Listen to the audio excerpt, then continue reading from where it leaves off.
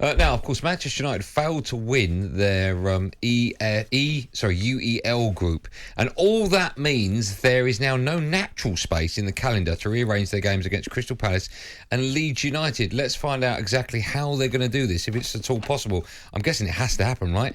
Let's say hello and good afternoon to the ESPN FC editor. Dale Johnson joins us. Hello, Dale. How are you?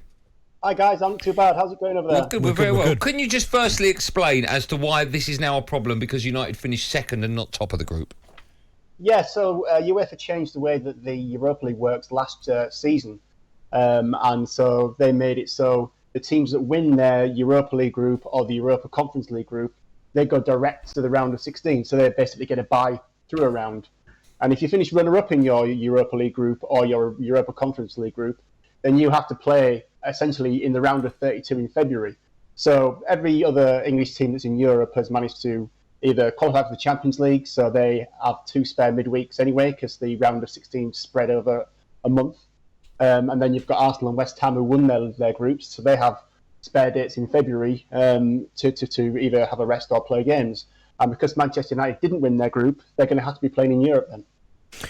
So why are Man United the only team that can't rearrange games in February and March? Well, they're the only team that can't, because they're the only team that will be playing in all 4 midweeks. If they win their round of 32 tie, they'll then be playing another 2 games in the round of 16 in March. So basically, the way the fixture list is in English football, it is so congested. And this is the same every season. It's not just this season because of the World Cup. It's built the same every year. In that every single space, as soon as the Champions League begins, every single space from then until the end of the season is already accounted for. Be that by Carabao Cup rounds, or be that by FA Cup rounds or FA Cup replays, or there's always 3 set midweeks towards the end of the season reserved for catch-up games, but they're reserved for games that are postponed because of the FA Cup and Carabao Cup.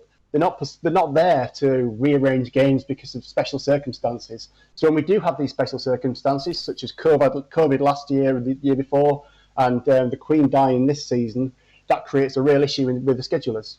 So let me ask, they've got to find room for Palace against Leeds. I'm looking at the list of planned fixtures. So for argument's sake, in February, they've got a European knockout game on the 14th, and then their next game is a week later on the 21st. Why can't they play one of those games, for argument's sake, on the Thursday or Friday night? Well, obviously, the way it works in Europe is Manchester United will play on a Thursday each midweek there in Europe, because that's the night for the Europa League.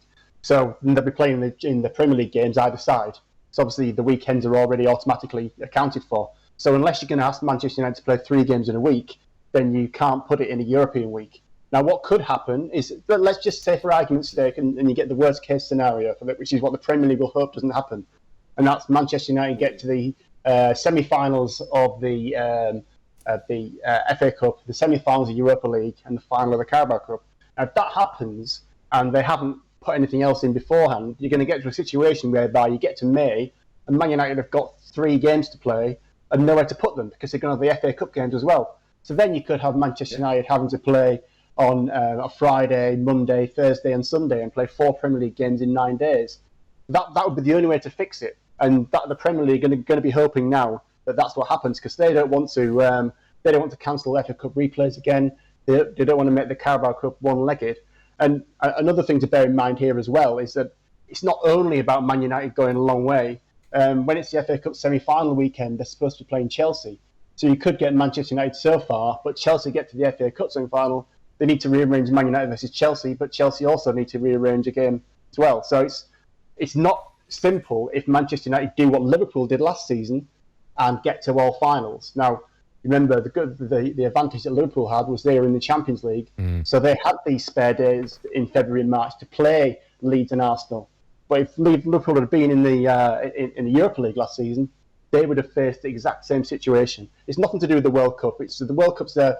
It's a white elephant in terms of discussing this, because it's just there's still the same number of midweeks we're discussing here.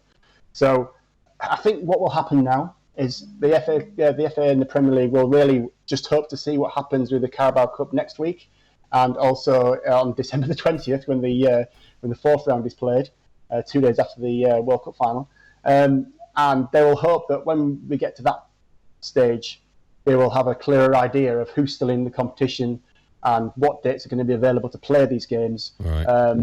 But yeah, basically, the Premier League need to hope that Manchester United don't have a brilliant second half of the season. Okay. Or worst way, just give them one of the trophies, yeah? So they don't have to play it. Maybe that will happen. Listen, always a pleasure. Thanks so much for coming on and explaining that, Dale. Cheers, Real Dale. pleasure. Cheers, good to speak to you. There you go, Dale Johnson. I said the ESPN FC editor. I'm guessing, as he just alluded to there, Bentley, they'll make this up as they go along, right? If United fall out of competition. Yeah.